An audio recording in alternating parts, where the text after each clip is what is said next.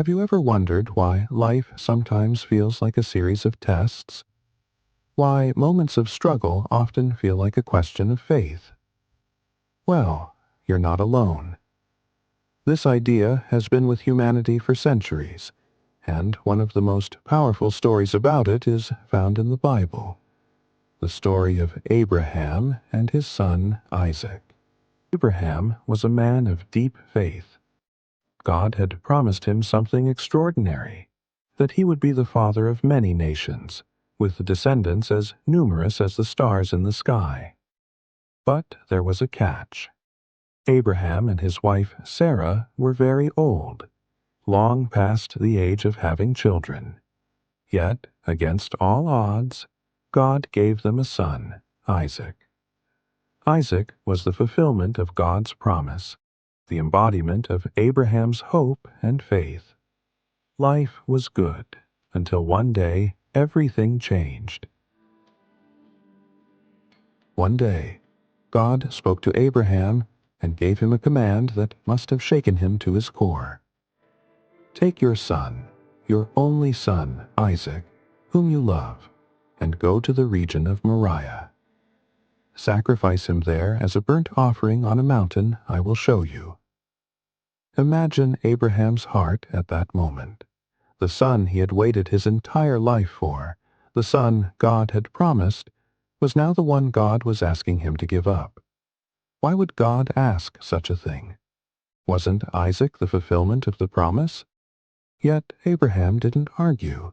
He trusted God, even when it didn't make sense.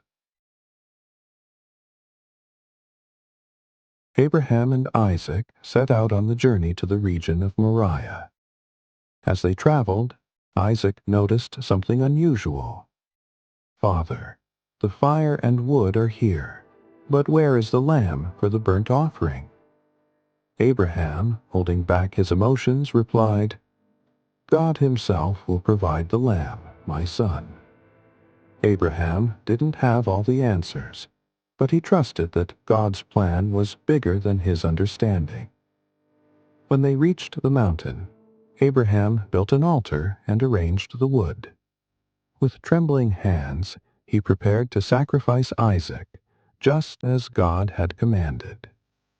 At the very last moment, just as Abraham was about to follow through, an angel of the Lord called out to him, Abraham, do not lay a hand on the boy. Now I know that you fear God, because you have not withheld your son from me.